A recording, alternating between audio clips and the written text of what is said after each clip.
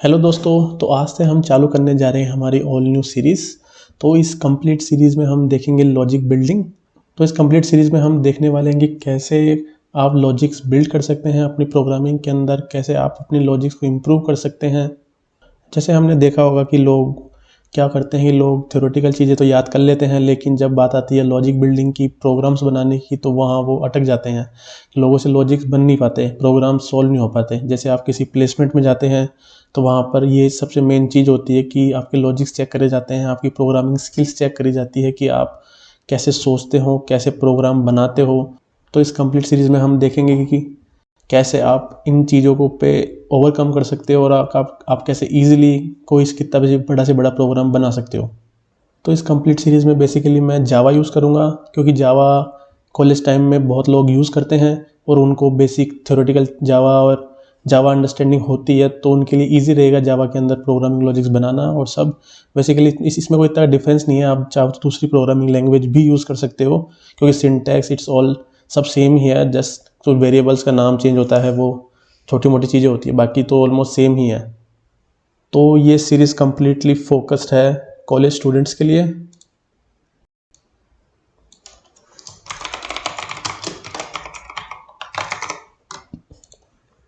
Then हम focus कर रहे हैं जो बच्चे प्लेसमेंट्स की तैयारी कर रहे हैं एज अ फ्रेशर, जिनसे वो इंटरव्यू में जाते हैं तो उनसे लॉजिक क्वेश्चन पूछा जाता है, तो वो भी उन बच्चों के लिए भी ये सीरीज़ बहुत बहुत इंपॉर्टेंट होने वाली है।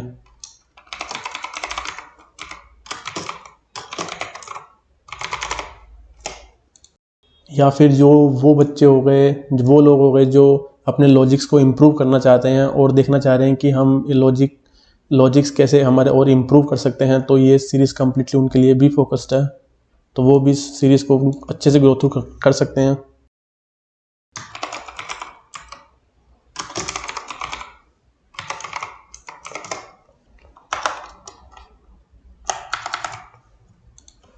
तो इस सीरीज़ में हम बेसिकली अभी के लिए सिर्फ जावा यूज़ करेंगे। तो मैं इतना मान रहा हूँ कि आपको बेसिक जावा तो आती होगी, क्योंकि इस सीरीज़ में हम जावा के कोर स्टार्टिंग वाले कंसेप्ट्स कवर नहीं करेंगे कि जावा का सिंटैक्स कैसे लिखते हैं, जावा स्टार्ट कैसे करते हैं, जेडीके कैसे इंस्टॉल होता है। तो आई थिंक आप सबको आता होगा कि जेडीके कैसे इंस्टॉल होता है ये सब। तो इस सीरीज़ में हम बेसिकली ऑनलाइन जावा एडिटर यूज़ करेंगे, ताकि किसी को कोई दिक्कत ना हो तो वो ऑनलाइन जाके भी प्रोग्राम प्रैक्टिस कर सकते हैं, हर चीज़ कर सकते हैं।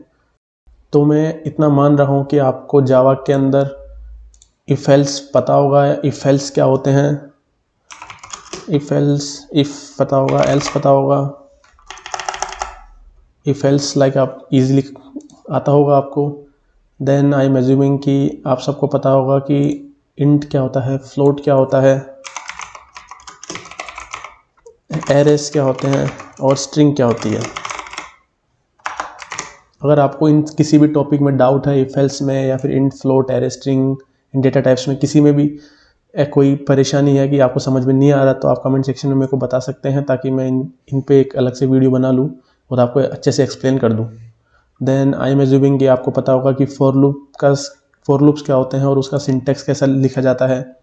तो बेसिकली इस सीरीज़ में आपको इतनी ही चीज़ों का नॉलेजेबल होना ज़रूरी है, क्योंकि इन चीज़ों से ही हम एक अच्छा प्रोग्राम बना सकते हैं और कोई भी एक लॉजिकल प्रोग्राम जो हम सॉल्व कर सकते हैं। तो हमारे इस फर्स्ट लेक्चर में हम देखते हैं, सबसे पहले स्टार्ट करते हैं हमारा सबसे फर्स्ट प्रोग्राम। तो एक बार हम हमारा ऑनलाइन जावा कंपाइलर खोल लेते हैं, ऑनलाइन जावा कंपाइलर। तो आप ये वाला खोल लेना प्रोग्रामिक्स का। तो ये इसकी यूआई बहुत अच्छी है, तो ये अंडरस्टैंडिंग के लिए भी अच्छा है। ओके, सो इसको हम रन करके देखते हैं। तो हमारा हेलो वर्ल्ड रन हो जाएगा। ओके, तो इस फर्स्ट लेक्चर में हम देखेंगे कि सबसे स्टार्ट करेंगे ऑड नंबर्स और इवन नंबर्स क्या होते हैं। तो बेसिकली हमारे ऑड नंबर्स होते हैं, जैसे 1 हो गया, 3 हो गया, 5 हो गया, और इवन नंबर्स हो गए हमारे 2, 4, 6। जो नंबर 2 से डिविजिबल होता है प्रॉपरली वो होते हैं इवन नंबर्स, और जो 2 से डिविजिबल नहीं होते वो होते हैं हमारे ऑड नंबर। तो आज हम बिल्कुल बेसिक प्रोग्राम बनाएंगे, जिसमें हम प्रिंट करेंगे, हम एक इनपुट में लेंगे एक नंबर और हम चेक करेंगे वो नंबर हमारा इवन है या ऑड है। तो सबसे पहले हम एक ले लेते हैं वेरिएबल, जैसे हमने ले लिया n, इसमें हम रख लेते हैं 5। देन आपको सिंपल चेक करना है, n मॉडुलस 2 करना है, और अगर इसका रिमाइंडर 0 आता है तो वो नंबर इवन है, अदरवाइज वो ऑड है। तो इसका सिंटैक्स सिंपल है, आपको लिखना है इफ़, देन हाँ एक होता है मॉडुलस जावा के अंदर और किसी भी प्रोग्रामिंग लैंग्वेज के अंदर। तो मॉडुलस क्या करता है, मॉडुलस आपको रिमाइंडर देता है, जो भी फाइनल रिमाइंडर होगा डिविजन करने के बाद, ताकि अगर वो इस कंडीशन में अगर हमारा 0 आ रहा है तो हमारा वो है इवन नंबर। तो अगर इस ये हमारा 0 आ रहा है तो ये हमारा इनपुट होगा, जो हमारा इनपुट नंबर है वो होगा इवन नंबर। तो इसको प्रिंट करा देते हैं, तो ये होगा हमारा इवन। और सिंपल हम इसमें एल्स लगा देंगे, अगर वो 2 से डिविजिबल नहीं हो रहा तो वो होगा हमारा ऑड नंबर।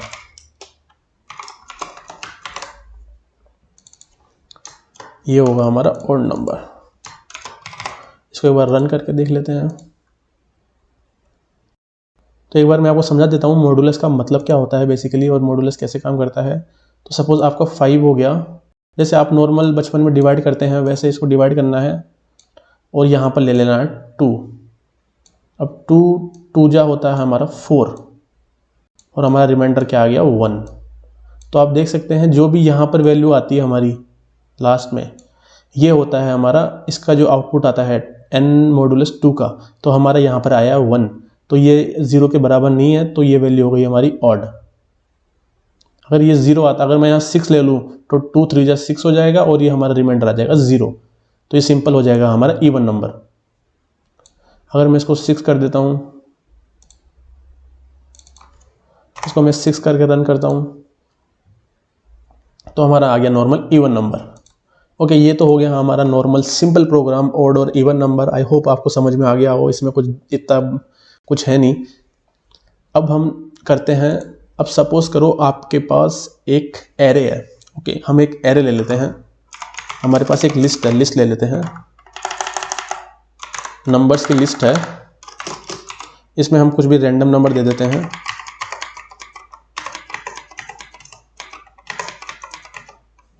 ओके, ये इसमें हमारे कुछ रैंडम नंबर आ गए, कुछ ऑड नंबर्स आ गए, कुछ इवन नंबर्स आ गए।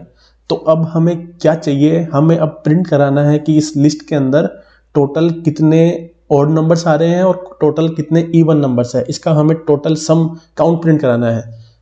जैसे सपोज इसमें टोटल इवन नंबर हो गए हमारे 1 2 3 4। तो इसमें हमारे टोटल 4 इवन नंबर हो गए, और हमारे ऑड हो गए 1 2 3 4 5 6 7 8 ऑड नंबर हो गए। तो ये टोटल अकाउंट हमें प्रिंट कराना है, जो भी हमें इनपुट में लिस्ट दी गई है। तो इसका हम 2 वेरिएबल बना लेते हैं। तो ये हो जाएगा हमारा टोटल ऑड काउंट, इसको हम 0 से इनिशियलाइज कर देंगे, एंड हमारा हो जाएगा टोटल इवन काउंट।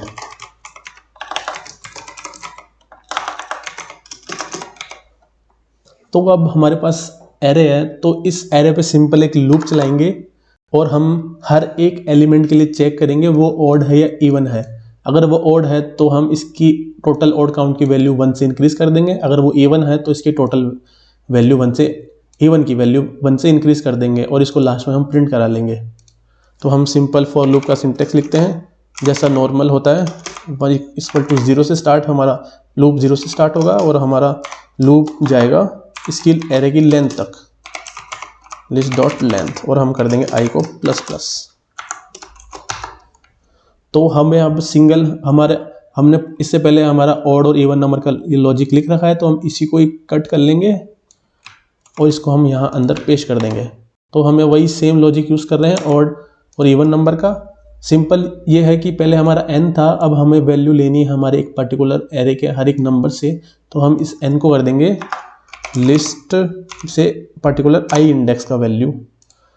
तो ये क्या होगा कि हर एक लिस्ट पे आइटम पे लूप चलेगा, और हर एक आइटम के लिए ये चेक करेगा कि वो इवन है या ऑड है। अगर वो ऑड है तो हम सिंपल, अगर वो इवन है, अगर मॉडुलस 2 होके इवन हो रहा है, तो हम टोटल हमारा इवन जो काउंट है, टोटल इवन काउंट, इसको 1 से इंक्रीज कर देंगे। तो हम सिंपल ++ लगा देंगे। एंड अगर सिंपल यही हमारा ऑड हो रहा है तो हम टोटल ऑड काउंट को ++ कर देंगे, और हम सिंपल इसको लूप के बाद प्रिंट करवाएंगे ताकि ये टोटल जितना भी काउंट है वो सब हो जाए और उसके बाद टोटल प्रिंट हो जाए। तो इसको हम प्रिंट करवा लेते हैं। इसको हम कर देंगे टोटल इवन काउंट और इसमें हम ऐड कर देंगे हमारा टोटल इवन काउंट। और यही सेम चीज़ हम कर लेंगे ऑड के लिए, टोटल ऑड काउंट।